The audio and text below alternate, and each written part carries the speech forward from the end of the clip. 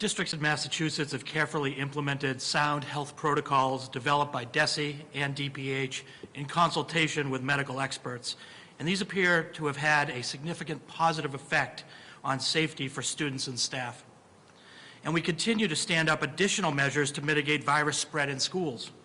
We are now ready to launch the first phase of a COVID-19 testing initiative in schools, which will be used for students and staff showing symptoms. Massachusetts received Abbott BinaxNOW tests from the federal government, some of which will be used in public school districts, charter schools, and other educational settings. DESE, in collaboration with DPH, is introducing phase 1 of this testing initiative at 134 public school districts, charters, and special education collaboratives in early December.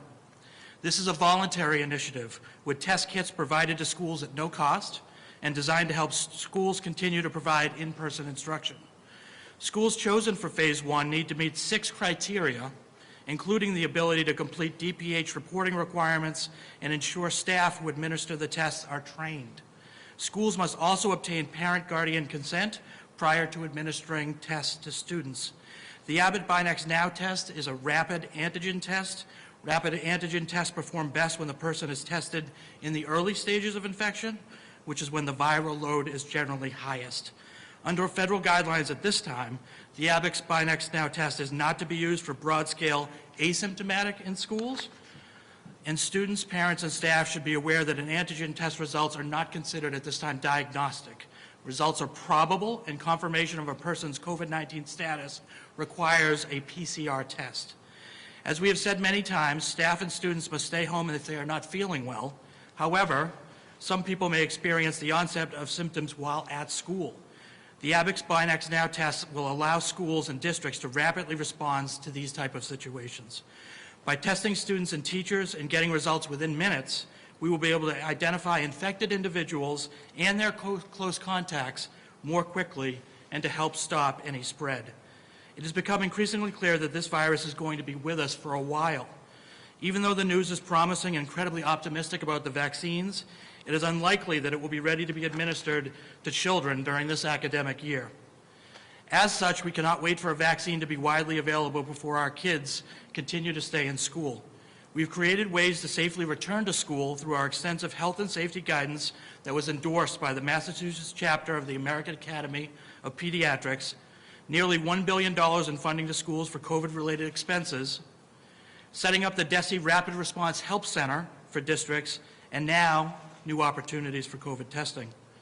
With these measures in place and evidence that schools can operate safely for in-person learning, we need to continue to work hard to keep as many students in school learning as possible.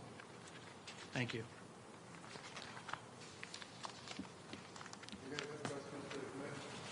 Can you tell me a little bit more about how it works? So if a child comes down with symptoms while at school, then you do the rapid test? And then do the contacts get rapid tests as well? Just trying to understand.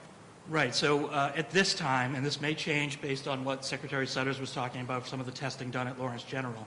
At this time, this test allows anyone with an onset of symptoms at school to be rapidly tested.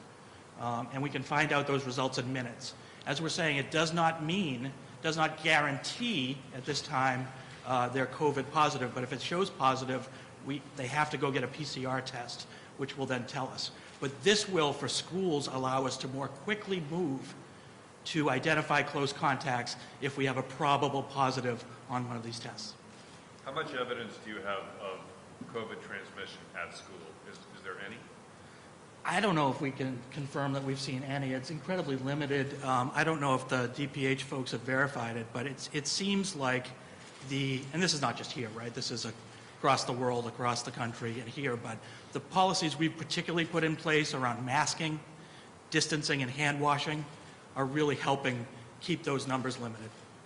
Will parents have to give pre-authorization for the testing? Or Yes, that's one of the 6 conditions is the parents have to sign off for their kids to be able to be tested. Is there a threshold, like you need at least 70 or 80% of parents and guardians to consent, or no? I don't think so. You know, we hope that parents will consent for the testing, but I don't think we've set up a threshold for that. Commissioner, can you talk about what kind of schools you're looking for, the 134? What So we have a broad mix of schools. It was a voluntary process, and we've identified schools, and we asked them to kind of meet these 6 requirements. And that, and so we're in the process of finalizing that list. But we are ready to go for early December with the rollout. Yeah, it was put out to all districts, and then we've kind of said, can you meet these 6 criteria? And so the list will. We did a webinar, yeah, and so the list will go up and down. Yeah. Commissioner, if this is phase 1, what are the other phases? And is there a point where you would do weekly tests of just asymptomatic students and staff as well? Yeah, so this is phase 1. This is getting the process started. As we continue to get more tests in from the federal government, we'll release those too.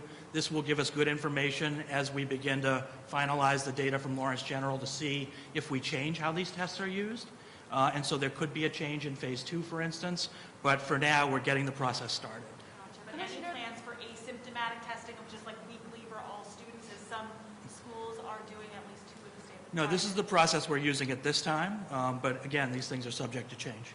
There have been some reports of the CDC pulling quietly some materials promoting in-person learning. Are you aware of that? And what do you make of some of those changes? Have your thoughts about in-person learning changed at all? I mean, I guess what I would say is we're relying mostly on the medical expertise here in Massachusetts. We certainly look at the CDC guidance, but as you know, the CDC guidance has changed for different things over time. And so there's been some up and down, back and forth about what they put out. We're relying mostly on our medical community here to advise us on what we're trying to do. And given the uptick of those cases, there's no chance that, like with private gatherings or anything else, that might lead to some concern over in-person learning because of upticks elsewhere? Yeah, I mean, listen, I mean, I can't restate the governor's points enough that we really need people to redouble their efforts around preventing the spread of this virus.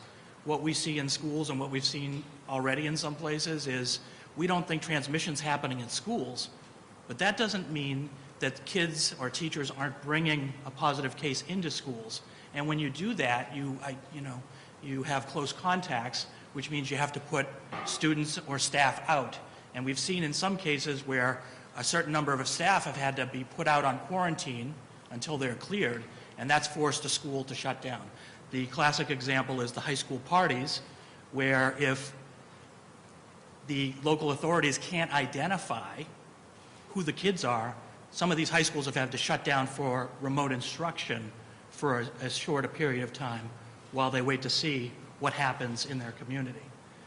And just to go back to the beginning, DESE at the very beginning of all this really asked districts to create 3 plans. One for remote, one for hybrid, and one for fully in person, because we think that schools may have to shift amongst these models throughout the year. Now, the hope is that maybe later in the spring we could shift towards more in person if the vaccine gets rolled out and we're able to get our virus spread way down. But for right now, with the numbers going up, some districts may have to shift to remote if the cases go up, even if there's no spread in the schools.